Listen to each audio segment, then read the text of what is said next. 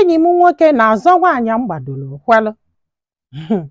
Enyi m nwoke a na-agwa unu maka ya, mụ na ya na-abọbido from primary school. Anyị gụsịa primary school, go secondary school, gaa university. Anyị na-eyigheli akwa, anyị na-agbaghali akpụkpọ, anyị na-eshigheli nri, like anyị na-achụgheli nwaanyị. Ife ọbụla mụ na ya na-abụ, ndị mmadụ che na anyị bụ nwanne maka etu anyị si eyigheli akwa. Ịghọta kịta, so anyị wee gụgide akwụkwọ gụsịa wee pụta na enyi ya nwoke bụ ụzọ wee fụ this girl. The girl na papia ịmagolu the only daughter. Papia ji ego nwesie company, na o nwere company na Lagos, nwekwe company na Abuja. So enyi ya nwoke bụ ụzọ wee fụ this girl wee tụọla ya because ịmagolu mmadụ na-abọ na-akwụnụ na fa na-abọ nwee kind of ịmagolu ụdị nwaanyị afa na-achụ fa believe ịghọta now. Enyi ya nwoke wee chụọ ya, the girl wee jụ o. The girl wee jụ. So ọkwana ya, o wee luo one day, ya wee jebe ebe enyi ya nwoke nọ, wee luo, wee ya na ya na-abọ wee nọba nọsịa. Ịmago na enyi ya nwoke na-eje ọlụ, na free time ya ka ji wee bịa efe ya. So enyi ya nwoke jebe ọlụ, ya pụọ na-eghelibe anya. From ị na-egheli anya, ya wee fụ this girl, wee chụọ the girl. Na ya nwerekwe ka asị wee malụ nọ na this girl na enyi ya nwoke achụbughị o. Ya chụsa the girl kwelụ. Ọsị m ọkwana ya, ha exchange nọmba. Ịgbagolu na uni elugo nya wee fụ ya, nya wee naba, ya na ya na-abụ na-ekwuzi na phone. Until ya ghọta ịgbagolu quality the girl ogwe, nya wee sị na ya ga-anụ ya, ya wee decide ya kezuka enyi ya nwoke ịghọtago na nwanne ya nwoke na some of their friends nwaanyị anya chọrọ ịnụ. Enyi ya nwoke wee gbaa moto wee bịa bịa wee lute the girl wee bịa. Ịmagolu the girl esisigo nri dọba na-eche ka fa bịa, fa batasizi anụ nọsịala na fa na-aṅụ mmanya, ya wee sizia the girl ya bịa ka oke na-efe. Ọ sị m nne, ozugbo this girl pụta, ike nwoke kwụla ọtọ nevie si a kedu ife bụ ife a, kedu ife bụ ife a. Na o nwere ka asị malụ na ya ghọtara ịgbagolu ya na-asị a kedu ife ọ sị a this can never happen, this can never happen. Ya sị a what can never happen. Ịgbagolu the girl chịbazie ọchị, ya wee jụba the girl sị a ma ọ maala onye ọ bụ. The girl wee sị a yes na otogo disturb wali anya ajụ. Ka the girl na-ekwuzi ya nwa gbaa bụ ịmagolu si na o nwere ka nke emebalụ mba na-apụ. Enyi ya nwoke ndị ọzọ na-achụzi ya na-asị ya kedu ihe o sikwe bie pụọ, esemokwu ebidokwe o. Ọ sị m nne, na one of enyi ya nwoke nọzi ebe afọ wee nọzali in between both of them.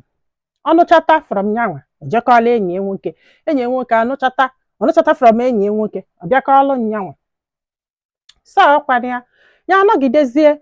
Ịgbagolu enyi ya nwoke afọ wee bịakọla ya sị na ọ si n'ova anya nwụrụ anwụ na ọ nụrụ da girl na nke a ama mme mebi na ọnya si the girl ekwenye. Ya na-awọnda na o nwere ife nya mee, na ọ gwara ya na ya chụrụ this girl, na ya mụrụ na ọ ma the girl, na nwaanyị anya fụ chụbala onwe. Ọ sị bụ nna ọkwana ya, olu one day the girl jesila ọlụ na-abata according to the girl. So nwee moto ịgbagolu ezigbalị ịnọ ndị akwụlụ before ndị agafe apịghọtago ka a na-achọ ka a krọsụọ na the guy iji speed na ọ bụ na ya fụrụ ya n'oge na ọ kala ịpịaliko ya na ya na-aba ebe afọ, ya wee kwụsịzie n'akụkụ. Ịmagolu wee nebezie anya, o wee bụrụ na this guy chọrọ igbuzikwa enyi ya nwaanyị. Ọ sị m nne ka enyi ya nwaanyị gwara ya nke a na nke ekwerekwa odidio. Amara m ọ mistake o, kama na onye ọfụlụ ịmagolu nyara ya rough like a ga-egbu bụ that guy.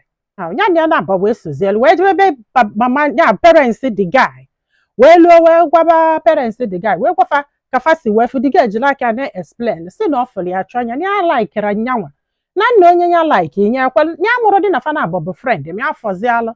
And the guy na-anwụ iyi na ya mụrụ dị na ọ chụrụ this girl na ọ na ya fụrụ nwaanyị dị mma chụba. Ịghọtago enyi ya nwoke wee bịazie wee kọwaba ife niile gbasara this girl. Ịmago na the girl na ịnụbịa na ọ ga-abịa jackpot nkewa ịmagolu na-akọzi o wee zọsabazi anya this girl azọsaba. Ọ sị m nne ọkwana ya wee gwasịa parents ya wee sị ya na ya ga-akpọkwa eke kpụrụ ya akpọchie bikos na ọ bago na threat ọpịghọtago ọ ga-abụ onye mfe mefa alis oluo ka ọ sign ya undertaking ọpịghọta maka ndị be ha kpọwara ya na fon ọ chọrọ ya ipe ike ịmago onu na ya chọrọ ikwu na ekwugo na ọ ma nne ya nkewa.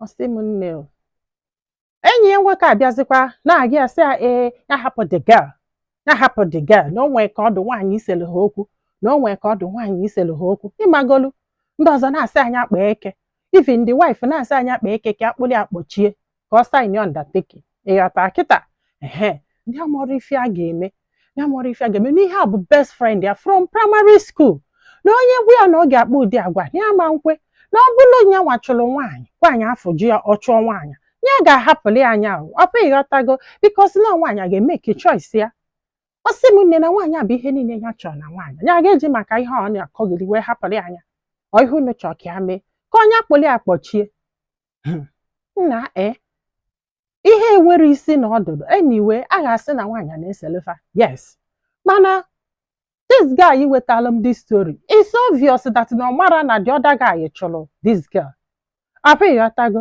ọ bụgodo ụlọ ọ maalụ sef ọ chụọ onye okwere enyi nwoke chụọ onye okwere amụrụkwa m ajọ ife ka ọ bụ ọ sị m na this guy kwụrụ ọtọ chije ya na-asị ka ezi ụdị mmadụ bụ ha because ife a bụrụ friend ya mabụrụ before nọọ n'ikpeazụ ka enyi nwoke na-asị ya nọ maka na the girl nwere ife papịa nwee kọmpanị nwee nna nwe bie na onye ọbụla nọrọ ya nọ jackpot maka ka iji wee na-agwa enyi nwoke na ị ga-eme nke a nna mana ịgbago ụmụ nwoke unu maka unu si feel ma bịa na ụmụ nwaanyị makwalụ ka unu si hold friendship na ọkwa ya tago ọ bụrụ gị kedu ife ị ga-eme kedu ife ọ dị ka this guy mee na kpoli akpọchie ọ hapụ that girl ọ hapụzanụ the girl ka ọnụ bịa because na the girl ajụ gị ebu na ọjụ gị enwere ihe megide ka the girl na ya mana ọ bụkwa na ọ hapụ the girl the friendship ọ ga-continue because ọ bụrụ m ma hapụrụ the girl na ma akpọchilie that friendship is over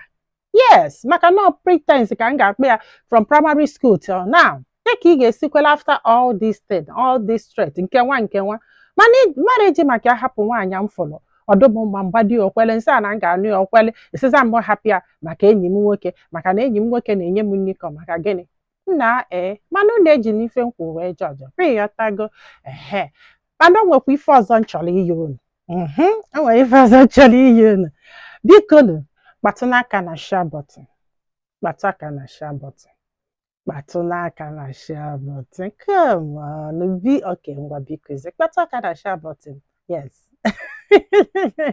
biko amụrụ m etu m ga-esi ya unu wee na-ekelekwa ndị na-eshare my post biko niile na-eshare my post because ana m afụ unu and I am grateful thank you so much mana nna ayọ ndị ọzọ unu nọgidekene unu enefu anyị magoro ọbụgodi ga-enefu n'anya nnọọ kpatụ aka na share button yes ngwanụ ka ọ dị n'ụbọchị ọzọ